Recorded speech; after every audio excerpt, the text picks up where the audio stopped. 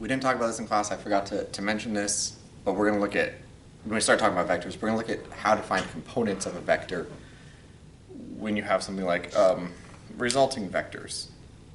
And we'll look at a few other little things that we didn't look at yet in class that are going to appear on your assignment. So let's say you want to jump off a cliff into some water, right? So our cliff is going to look like this. You're up here. There's some rocks down here. And then you get some blue for water. Yeah. And you're up here. You're running off, and you're going to jump. We got to figure out if you can reach that water safely. So let's get some distances out here and figure out what we have.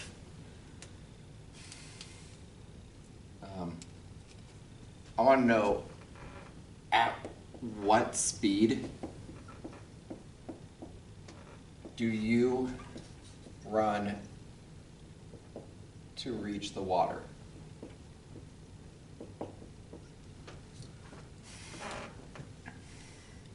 So from this scenario, you're going to run and jump off this cliff, try to miss this rock and hit the water. We're going to say this is 10 meters. Well, that's pretty far. We'll say 5 meters. It's like 15 feet, right? 16 feet. So if you don't jump over 5 meters, you're going to die. Let's make this 20 meters tall. So it's a long way down, right? Definitely going to die if you hit that. You want to make it clear out to here. So we're going to use vectors to solve this. Let me grab a purple one, purple marker, so we can draw some vectors. Which we don't have a lot of vectors in there, right? Because these are distances. We can't use these as a magnitude with direction. We don't know speed. Huh. So let's try something. This is not quite to scale. We're going to draw a 90-degree triangle here.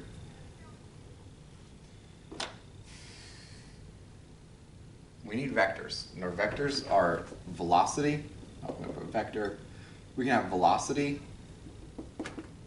and we can have acceleration so far. That's what we've got.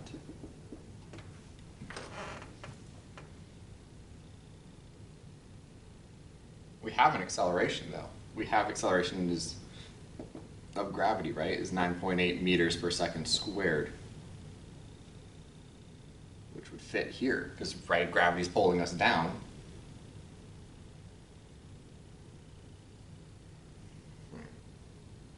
So let's solve this. How fast do we have to go? This is going to be a lot of steps in this, I think. I made this up. I found it on the homework and changed the numbers and changed our scenario. Same kind of problem.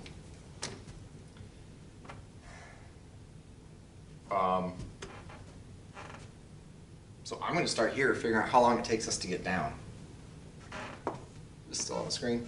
We have distance. I'm going to put it in our free fall equation because even if we're running forward, gravity's still going to pull us down at the same rate. It doesn't matter how fast you're going as you jump off that cliff, gravity's still pulling down at 9.8 meters per second. The only thing that it changes when you're running faster is how far out you go before you fall down. This person, if they were to jump straight down, is going to take them the same amount of time to get down as the person who's running at 50 miles an hour. Way faster than you could ever run. But if they both leave that cliff at the same time, they're going to hit the ground at the same time, or the water, right? Assuming they're the same height. So we can use this free fall idea to figure out how long it takes them to get down, right? So let's do that. Let's start there. I know my distance is 20 meters because that's how far down we're going. I'm still going to have 1/2 9.8 meters per second squared. And we're going to solve for t. We're going to solve that one. Grab a calculator because we're going to need this. I'm going to divide this. 9.8 simplifies to 4.9. 4.9 meters per second squared. Meters per second squared. Meters are going to cancel out, right? That stuff cancels. So we have 20 divided by 4.9, giving us 4.08. And that's seconds squared. T squared. Got to square root both sides, right? Square root answer. So we have 2.02 equals t. So it takes us about 2 seconds to fall down.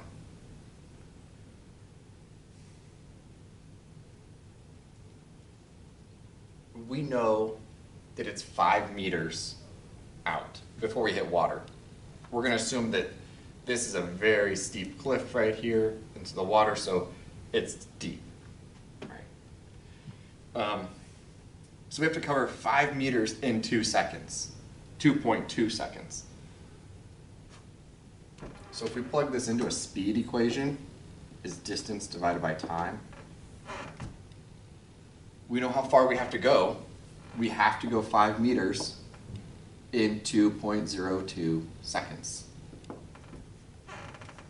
So that comes out to, yes, we need to be going 2.48 meters per second or faster to hit water. That's like a walking pace. We should be able to do that. But we found, well, this isn't necessarily finding any components to our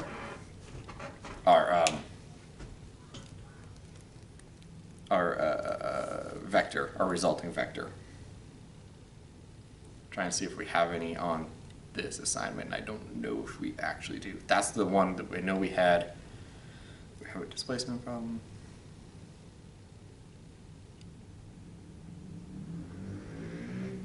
I could ask you, let's look at this problem really fast. We're going to make up another one real fast and work through it together.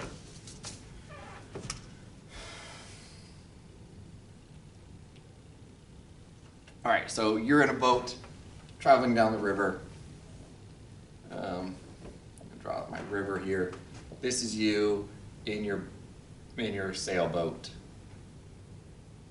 Yay, you in your sailboat. We'll draw you. You're red. Happy as you can be, you have very little body in there, but that's okay. You're in your sailboat, in the water. My drawings are really good, I know.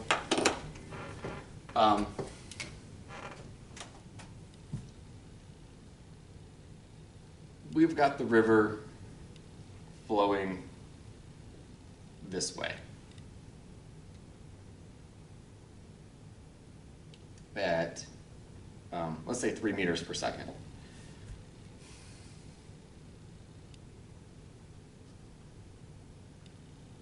Your boat is traveling in a diagonal direction. You are trying to move across the river. But you are being pushed along down the river instead of going straight across, and you are moving at, let's say, 3.6 meters per second. I want to know how fast your boat is pushing itself, like how much propulsion it has.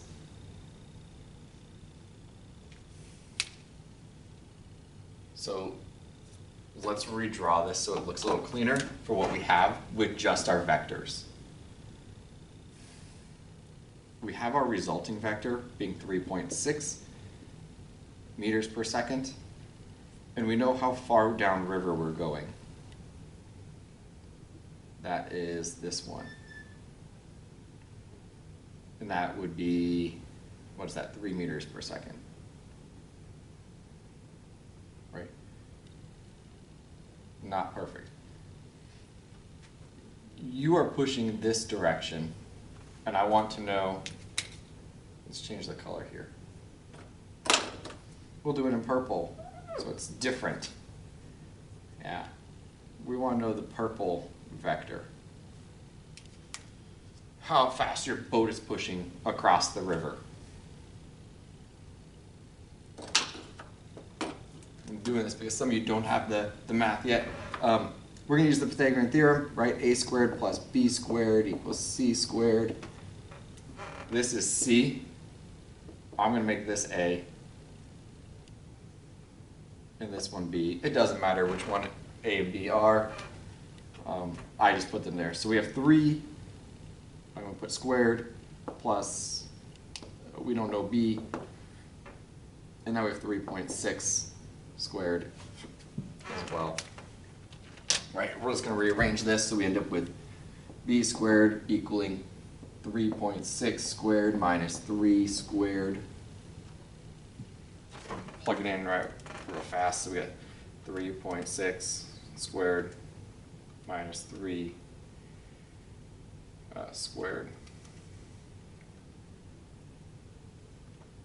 So we get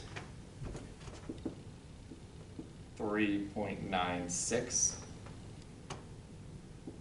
equals b squared, so we can square root both sides. We end up with b being shift enter 1.99 meters per second, which is basically what I expected in my head. Cool. All right. That, I think, is everything we need to cover today, because we're going to do trigonometry next week.